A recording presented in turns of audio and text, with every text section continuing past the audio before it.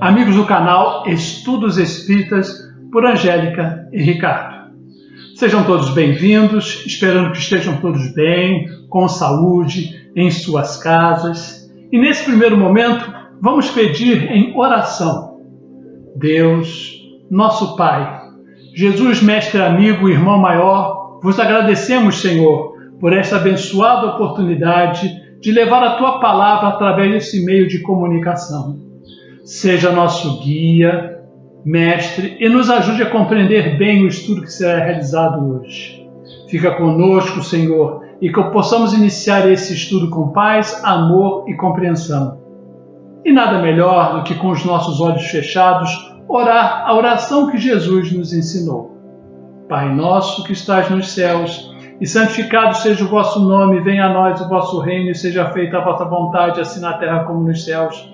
E o pão nosso de cada dia nos dai hoje. Perdoa as nossas ofensas, assim como nós perdoamos a quem nos tem ofendido. E não nos deixeis cair em tentação, mas livra-nos de todos os males, que assim seja, graças a Deus.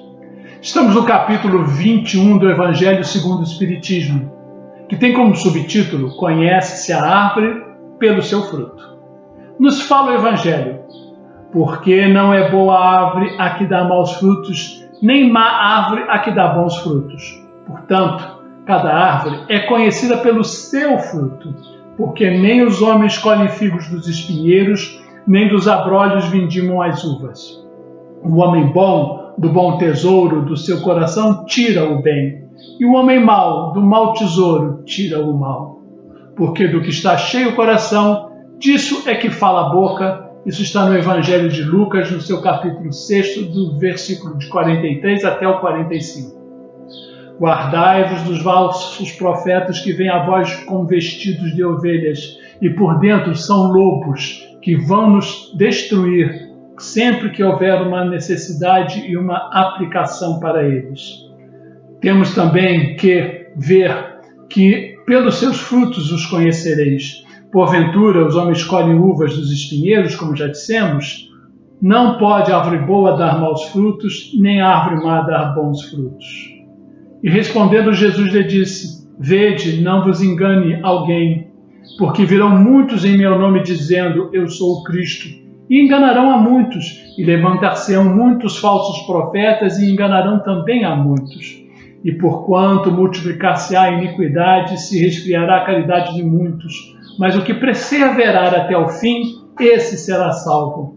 Então, se alguém vos disser, olhai, aqui está o Cristo, ou ei-lo acolá, não lhe deis crédito, porque se levantarão os falsos cristos e os falsos profetas, que farão grandes prodígios e maravilhas, que se fora possível até os escolhidos se desenganarão. No Evangelho de Mateus, no seu capítulo 24, 4 e 5, 11 a 13, é a reflexão. Pode-se então colher uvas dos espinheiros ou dos figos dos abrolhos? Com essa pergunta, Jesus golpeia a hipocrisia, as máscaras dos usurpadores de toda a espécie. Distinguir os lobos vestidos de cordeiro torna-se uma ciência da alma. No livro O Céu e o Inferno, de Allan Kardec, encontramos o auxílio na arte de separar a verdade da impostura ou, na linguagem explicitamente religiosa, separar o fermento dos fariseus do fermento divino. Nos ensinamentos acima, Jesus demonstra que o bem e o mal da terra vêm do interior dos seus habitantes, espíritos em evolução, com dificuldade de entender e aceitar a lei do amor, sem a qual o mal continuará a existir sempre neste mundo. Assim, todo o trabalho da eliminação do mal tem que começar na reeducação dos homens, desde o nosso renascimento. Assim como as árvores, nós também temos uma natureza íntima que fala sobre nós através dos nossos frutos, que são os nossos pensamentos, as nossas atitudes e as nossas ações no mundo em que vivemos. Assim, quem busca a felicidade precisa se conscientizar da necessidade de autoconhecer-se de forma objetiva, observando suas reações a tudo e a todos, como se for uma outra pessoa. É verdade. Reconhecer seus defeitos e suas qualidades boas, aceitando-os como frutos de si mesmo e procurando diminuir os seus defeitos e desenvolver as suas qualidades.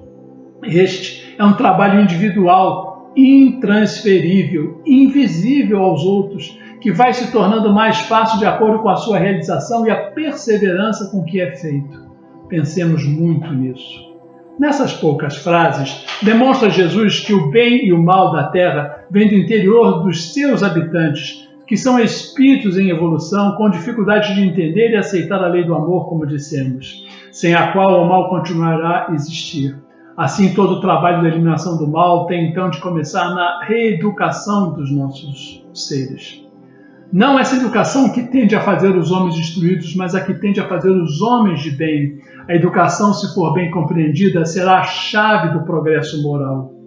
Tudo progride, mas do homem depende a maneira com qual essa evolução se realizará, com mais ou menos sofrimento, na dependência das suas escolhas segundo o seu livre-arbítrio. Assim, quem aspira a ser feliz, e existe alguém que não aspire à felicidade, precisa de se conscientizar da necessidade de conhecer-se objetivamente, observando suas reações a tudo e a todos como se for a outra pessoa, como já dissemos. Eu sou o caminho, a verdade e a vida, e ninguém vai ao Pai senão por mim. Disse Jesus, referindo-se aos seus ensinos, às suas leis morais, que levarão os homens, independentemente do rótulo religioso ou filosófico, a desenvolver todo o potencial divino que cada um traz na sua essência, à semelhança do seu Criador. Allan Kardec, no Evangelho, no capítulo 21, esclarece, aspas, o Espiritismo nos faculta os meios de experimentá-los, apontando os caracteres pelos quais se reconhecem os bons espíritos, caracteres sempre morais e nunca materiais. Qual seria então o entendimento moral que nos revela a expressão conhece-se a árvore pelo seu fruto? A árvore simboliza todos nós. Os frutos são os nossos atos, as nossas obras. Assim, a qualidade da nossa ação revela o grau do nosso adiantamento moral. O homem de bem tira as boas coisas do bom tesouro, do seu coração, e o mal tira as más do mau tesouro do seu coração, nos falou Kardec. Se temos uma árvore no quintal e não sabemos que vegetal é aquele, basta esperar pelos frutos, não é? Ensina o Evangelho de Jesus em sua simples e perfeita didática. Se esses pensamentos e ações produzem resultados positivos, propiciadores do nosso crescimento e da nossa felicidade, sabemos que são pensamentos e ações ligadas ao eterno bem, que devem ser nutridas, repetidas e exercitadas. Se os resultados são ruins, nos causam sofrimento e dor. É claro que devem ser podados do nosso comportamento, arrancados de nossa conduta e atirados ao fogo purificador da mudança da nossa atitude. Temos uma natureza íntima, uma idade espiritual. Nossa idade espiritual é exatamente a nossa capacidade de agir no bem ou no mal. Espíritos ainda aprendizes que somos, nós ainda estamos na infância espiritual e por isso nossas atitudes ainda produzem os frutos do sofrimento, os frutos da dor dentro de nossas vidas.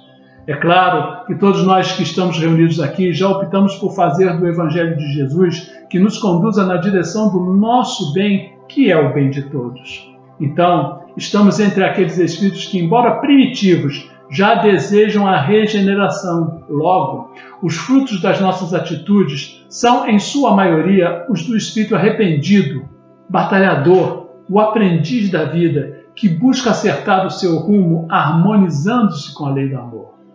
Refletindo sobre isso, entendemos a causa de todas as nossas decepções com relação às pessoas que amamos e aquelas que ainda não aprendemos a amar.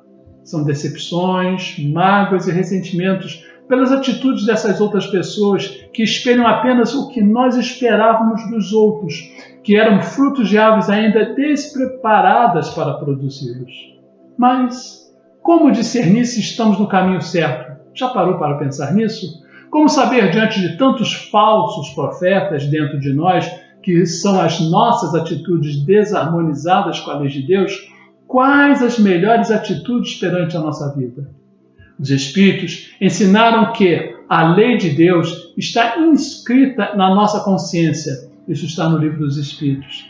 Em seu Evangelho, Jesus ensina que o vegetal imprestável para produzir bons frutos deve ser atirado ao fogo, ao menos para ter a utilidade de produzir calor.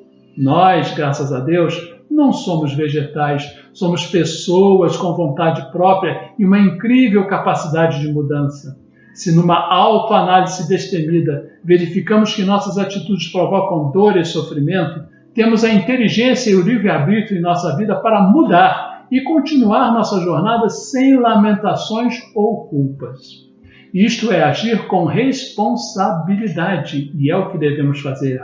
Convém o esforço de autoanálise a fim de identificarmos a qualidade das nossas próprias ações. É indispensável conhecermos os frutos da nossa vida, de modo a saber se beneficiam os nossos irmãos ou não. Em seus círculos pode o homem receber diariamente a seiva do alto, transformando-a em frutos da natureza divina. Emmanuel, do livro Caminho, Verdade e Vida, nos fala: fugimos constantemente de nossos sentimentos interiores por não confiarmos em nosso poder pessoal de transformação e dessa forma forjarmos um disfarce para sermos apresentados perante os outros. Belas palavras. Anulamos qualquer emoção que julgamos ser inconveniente, dizendo para nós mesmos: eu nunca sinto raiva, eu nunca guardo mágoa de ninguém, vestindo assim uma aparência de falsa humildade e de compreensão. Devemos nos analisar como realmente nós somos. Nossos problemas íntimos ser resolvidos com maturidade, responsabilidade e aceitação são ferramentas facilitadoras para construirmos os alicerces mais vigorosos e adquirirmos um maior nível de lucidez e de crescimento na nossa vida. Por não admitirmos que evoluir é experimentar choques existenciais e promover um constante estado de transformação interior, é que, às vezes, deixamos que os outros decidam quem realmente nós somos, colocando-nos então num estado de enorme impotência perante as nossas vidas. Portanto, não nos façamos de superiores aparentando comportamentos de perfeição apressada. Isso não nos fará bem psiquicamente, nem ao menos nos dará a oportunidade de fazer autoburilamento.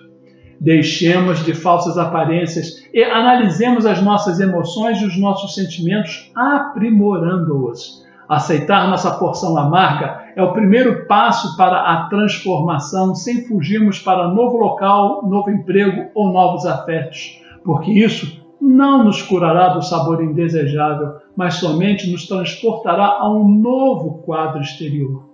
Lembremos-nos de que, por mais que se esforcem as mais árvores para parecer boas, mesmo assim elas não produzirão maus frutos, nem bons. Também os homens serão reconhecidos não pelos aparentes frutos, mas por serem criaturas resolvidas interiormente e conscientes de como tudo funciona sem o mundo emocional. Somente com esses comportamentos estarão aptas a ser árvores produtoras de frutos realmente bons. Essas belas palavras estão no livro Renovando Atitudes de Hamed. Mas que árvores são essas que serão cortadas e lançadas ao fogo? Já parou para pensar nisso? São as falsas obras dos homens, as ideias ocas que, a pretexto de promover o bem geral, geram desavenças porque, carregadas de sentimentos, de vinganças e de ódios, nos levam a isso. São as promoções que beneficiam a uns em detrimento dos outros. São as árvores não plantadas por Deus e que fatalmente serão destruídas. Eu gostaria de colocar aqui uma reflexão nossa. Essa passagem do Evangelho de Mateus é encontrada no pensamento de Sócrates, o maior sábio da antiguidade. Sabemos que o nosso exemplo é que nos denuncia a alma. Nossas ações são nossas identificações perante o Cristo. Olha o que Sócrates já tinha nos dito. E Emmanuel nos diz, aspas, somos assim responsáveis pela nossa ligação com as forças construtivas do bem ou com as forças perturbadoras do mal. Fechou as aspas.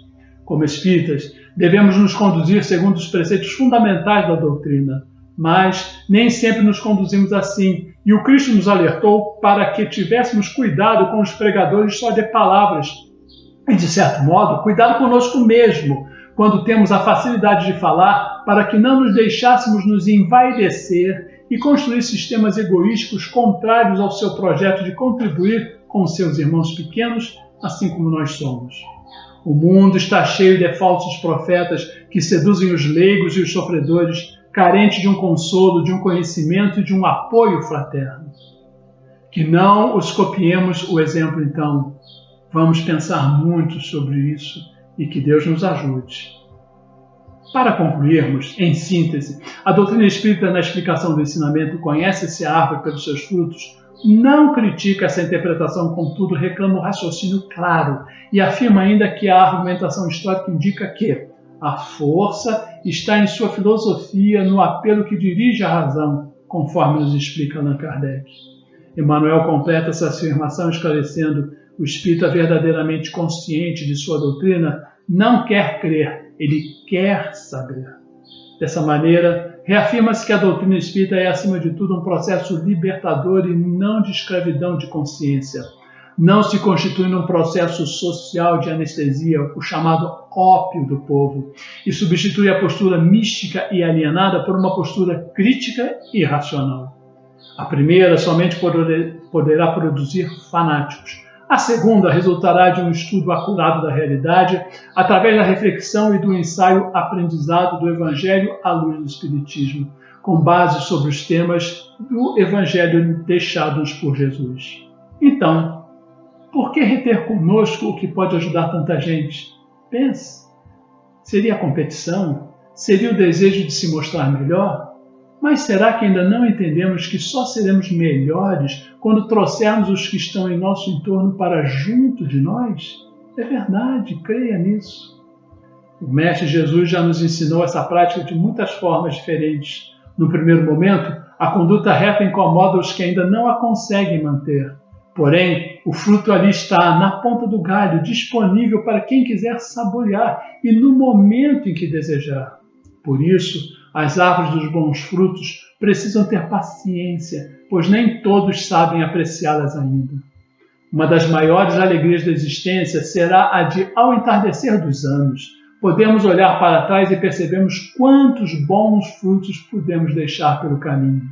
Descobrir que não usamos a vida apenas para nos alimentar e para as nossas simples subsistências, mas que fomos capazes de alimentar os outros, aplicando nisso nossas energias.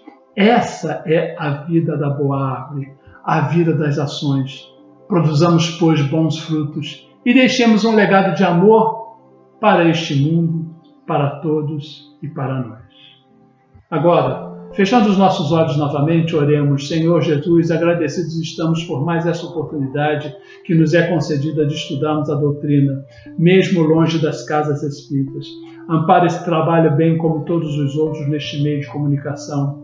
Envolva nossos espíritos, fortalecendo-os nos momentos da dúvida, da angústia e da dor.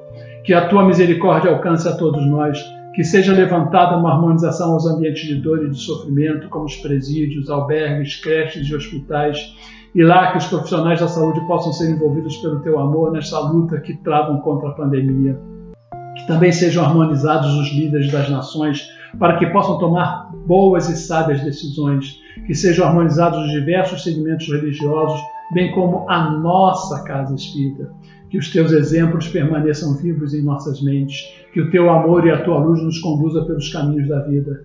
Pedimos também uma harmonização para o nosso ser interior, que seja em teu nome e em nome dos espíritos amigos que conduzem essa tarefa, mas sobretudo em nome de Deus, que possamos encerrar a palestra virtual deste dia, que assim seja, graças a Deus. Se você gostou, se inscreva no canal, clique no positivo a cada aula assistida, faça comentários e críticas que serão bem-vindas a nós. E pedimos que, se possível, indique o nosso canal aos seus amigos.